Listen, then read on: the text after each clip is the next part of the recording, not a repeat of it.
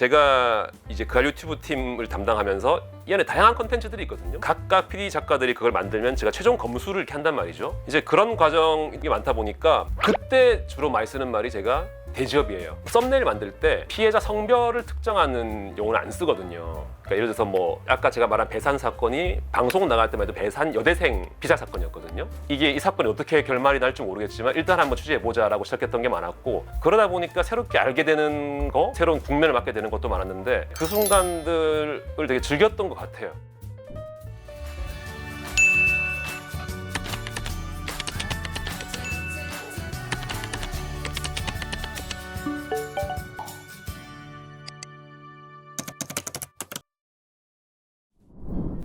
네, 안녕하세요. 저는 이번에 스릴 너머라는 에세이를 출간하게 된 도준우 PD라고 합니다. 반갑습니다. 부제를 한번 읽어드리면 범죄 전문 PD의 묻기, 뚫기, 그리고 뒤집어 엎기라고 돼 있는데, 제가 범죄 컨텐츠를 다루면서 끊임없이 이제 질문했던 일, 그리고 뚫고 나갔던 일, 그리고 혹은 뒤집어 엎거나 뒤집어 엎음을 당했던 일들이 모두 담겨 있는 그런 책이라고 보시면 될 것 같습니다.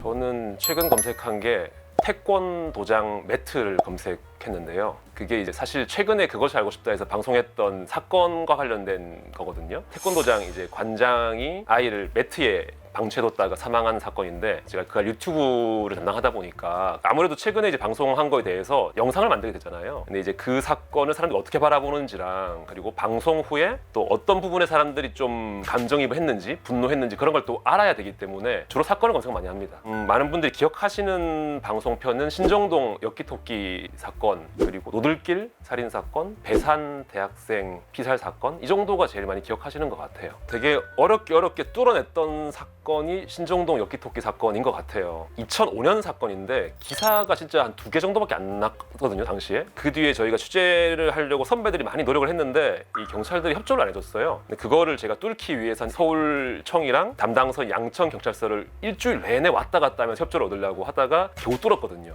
뚫어서 방송을 했는데 되게 화제가 됐었죠. 그때 사람들에게 알려지지 않은 사건이었고, 그때 되게 좀 성취감이 되게 크더라고요. 뭔가 그전에 아무도 못 뚫어냈던 걸 제가 한번 뚫어낸 거니까. 그러니까 뒤집어 엎는 거는 그냥 이 그런 거 아닌가라는 생각이 들어요. 그 뒤집어 엎는다는 게 뭔가 부정적인 의미보다는 기존에 사람들이 이 사건에 대해 좀 잘못 알고 있던 거를 좀 바꿔주기도 하고, 아니면 미제 사건인 경우에 기존 생각지 못했던 새로운 가능성을 제시하면서 뭔가 인식을 뒤집어 엎기도 하고, 또 뒤집어 엎힘을 당한다는 건 뭐냐면 방송을 하다 보면은 엎어지는 경우가 많거든요, 아이템이. 이제 그럴 때는 되게 진짜 등에 식은땀이 날 정도로 되게 무섭거든요, 그럴 때는. 그런 의미에서 뒤집어 엎힘을 당한 적도 많았던 것 같아요. 근데 이제 이제 방송을 할 때 어떤 결말을 정해놓고 방송을 하는 PD들도 있고 그런 경우도 있긴 있어요. 근데 저 같은 경우는 좀 그런 것보다는 지금 당장 좀 궁금한 거에 많이 좀 몰입을 했거든요. 이게 이 사건이 어떻게 결말이 날지 모르겠지만 일단 한번 취재해보자라고 시작했던 게 많았고, 그러다 보니까 새롭게 알게 되는 거, 새로운 국면을 맞게 되는 것도 많았는데 그 순간들을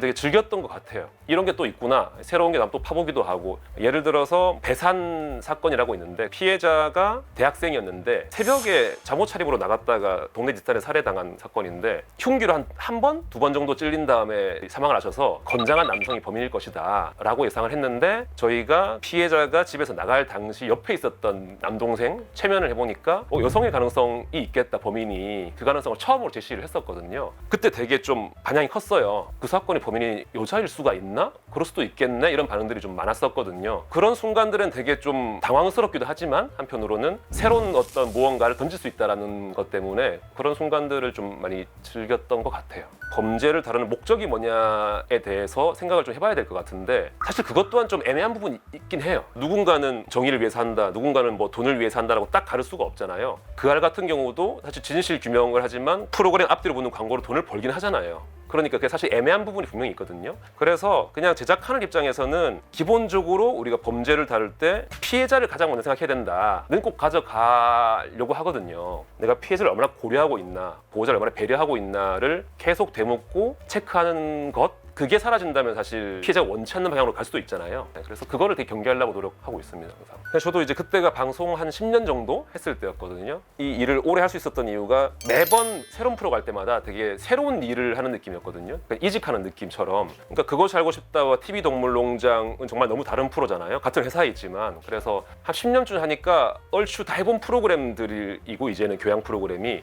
이게 또 재밌는 게 좀 잘 안 보인다는 느낌 처음 들었었거든요. 그래서 그때 이제 유튜브가 막 사람들한테 많이 인기를 얻기 시작했고 나도 이제 TV보다 유튜브를 더 보는 것 같더라고요. 그쯤 되니까. 그래서 저도 유튜브 해보겠다라고 했고 이제 새로 팀이 만들어졌고 그래서 제가 오게 됐는데 방송을 하면은 뭔가 털고 끝났다는 느낌이 컸어요. 털고 끝! 쉬고 다음 거 준비. 지금은 이제 유튜브에서 영상을 올리면은 올리는 순간부터 댓글이 이제 올라오잖아요. 그러다 보니까 이게 하나를 털었다는 느낌이 아니라 그걸 가지고 계속 같이 사람들과 얘기를 하는 느낌이 드는 거예요. 그러니까 그게 지적이 있든 뭐 응원이 있든 어쨌든 피드백인 거잖아요. 그래서 뭔가 같이 호흡하면서 상호작용하는 느낌이 들어서 저는 유튜브 제작 방식이 되게 마음에 들고 그러면서 저도 많이 성장을 한 것 같아요. 컨텐츠도 성장을 하는 것 같고 스스로 되게 좀 더 그냥 나은 사람이 돼간다는 느낌이 더 들어요. 유튜브 하면서.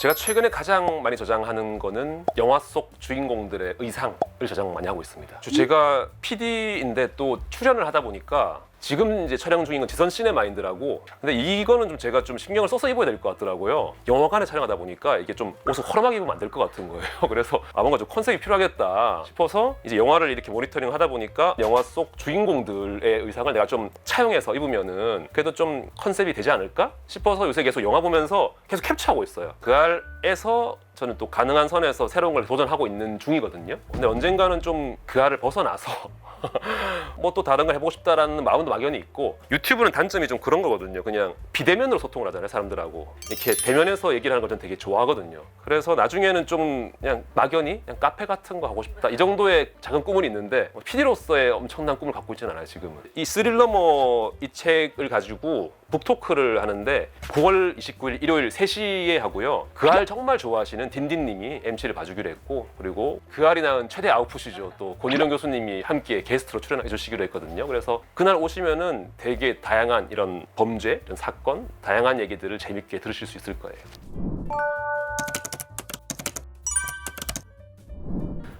제가 최근 촬영한 사진은 팀 단체 사진입니다. 최근에 저희 그알 유튜브 팀이 성평등 언론 실천상을 받았거든요. 그래서 그날 저희 팀원들 다 같이 저희 그알 티셔츠가 있어요. 그 티셔츠를 다 같이 입고 사진 찍었습니다. 기념사진. 꼭 컨텐츠 내용이 아니더라도 성평등을 위해서 좀 노력한 부분이 있으면 뭐든 괜찮다라고 해서 생각해보니까는 꽤 있더라고요. 썸네일 만들 때 피해자 성별을 특정하는 용어를 안 쓰거든요. 그러니까 예를 들어서 뭐 아까 제가 말한 배산 사건이 방송 나갈 때마다 배산 여대생 피살 사건이었거든요. 지금 다시 올릴 때는 대학생이라고 바꿔서 올려요. 흔히 기사에서도 남자일 경우는 남자를 특정하지 않는데 여자일 경우는 특정을 하잖아요. 여대생, 여고생 뭐 이런 식으로. 그래서 그런 용어들을 썸네일은 물론 자막에서도 그런 거 없이 작업을 몇 년째 하고 있고 자막 색깔 같은 경우도 남자, 여자 출연자 보통 이제 전통적으로 쓰는 색깔들이 있잖아요. 그거를 바꿔 쓰거나 섞어 쓰거나 구분 없이 쓰거나 이런 식으로 일부러 좀 노력을 해왔어요. 뭐 출연자가 신상을 좀 가려달라고 할 때 보통 모자이크를 하잖아요. 근데 유튜브는 조금 가볍게 캐주얼하게 하는 부분도 있고 해서 모자이크보다는 이제 좀 뭔가 성별 없는 동물로 이제 하거든요. 뭐 곰이면 곰, 콕하면 콕하 이런 식으로 해서 하되 성별은 전혀 티가 안 나게 그냥 이렇게 중성적으로 해서 쓰거든요. 제가 처음부터 채널 시작하면서부터 이렇게 하자라고 했던 게 아니고요. 어떤 영상을 올리면은 피드백들이 있잖아요. 구독자분들. 근데 이제 정말 그 날카로운 비판을 많이 주세요. 피디님 이런 표현은 다른 것도 좀 주겠습니다. 이런 식으로 이제 하나하나 수용해서 바꾸다 보니까 이게 자연스럽게 저희가 이제 체화가 된 거죠. 저도 신기했던 게 그렇게 막 날이 선 느낌으로 막 지적을 하다가도 제가 이렇게 수정을 하고 사과를 하면은 언제 그랬냐는 듯이 너무 고마워하고 그러더라고요. 그래서 결국 이분들이 이렇게 지적하는 거는 다 우리 그아를 사랑하는 마음이고 아끼는 마음이다라고 저도 이제 받아들였고 저희 팀원들도 이제 이 문화에 충분히 익숙해져서 PD 작가들이 한번 1차적으로 그런 마인드로 제작을 하고 제가 한번 또 체크를 하고 또 CG 감독이 또 그런 부분에 있어서 또 한 번 더 신경을 쓰기 때문에 지금은 뭐 그럴 일 없이 자연스럽게 그렇게 하고 있는 거를 최근에 인정을 받은 것 같아요. 네.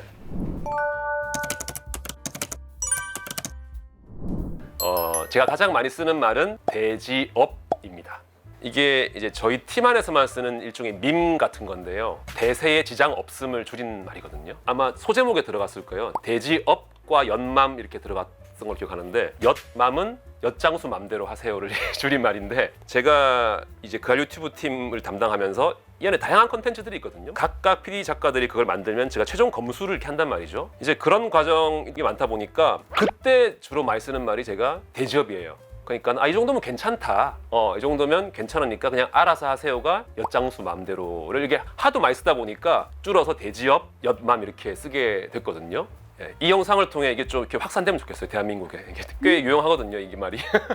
대세의 기준은 시청자의 기준이죠. 그러니까 우리의 눈에는 이 커트 하나가 거슬리고 이 CG가 좀 거슬리고 이 자막이 거슬리고 만드는 입장에서는 이게 다 신경 쓰이거든요. 근데 사실 보는 사람 아무 상관없거든요. 근데 이제 그런 걸 좀 단연간 깨달은 거죠. 하면서 그런 것들을 좀 대세라고 정해놓은 것 같아요. 그렇죠. 믿어주는 것도 있고 이제 방송하면서 욕심을 안 부릴 수는 없지만 욕심을 부리다 보면 사실 끝이 없거든요. 그래서 어느 정도에서 내가 차단을 해주는 장치이기도 한데 그게 좀 누가 보면은 야, 너 이번 방송에 진짜 혼을 쏟아야지. 열심히 해야지, 갈아 넣어야지라고 생각할 수 있는데 어쨌든 이게 한 번 하고 끝날 일이 아니잖아요. 이게 10년, 20년 일을 하겠다 그러면은 장기적으로는 그런 마음이 되게 필요한 것 같아요.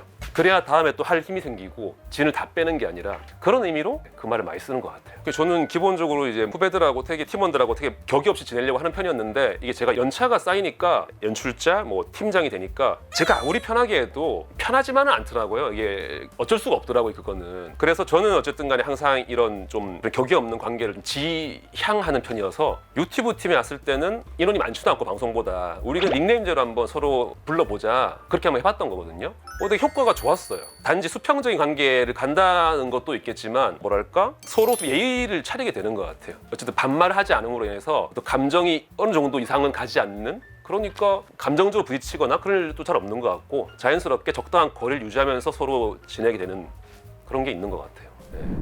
제가 살아오면서 조금 삐뚤삐뚤 거리면서 온 것 같더라고요. 이렇게 책을 쓰고 돌아보니까 다양한 중요한 순간에 선택이 있었고 그럴 때 선택을 하게 된 배경과 생각들이 많이 들어가 있어요. 그래서 이거는 살면서 어떤 선택의 순간에 뭐 고민되는 순간에 어떤 방향으로 가야 될지 그런 고민이 있는 사람들은 누구나 다 있잖아요. 그래서 누가 봐도 공감하고 재미있을 만한 책이 아닐까. 이렇게. 기본적으로는 이제 범죄 컨텐츠를 많이 보시는 분들이 보면은 좀 고민할 거리가 많을 것 같아요. 어떻게 내가 이런 컨텐츠를 보고 있으며 어떤 부분을 신경 써야겠다 이런 것도 좀 생길 것 같고 그런 분들께 제일 추천한 책입니다. 네.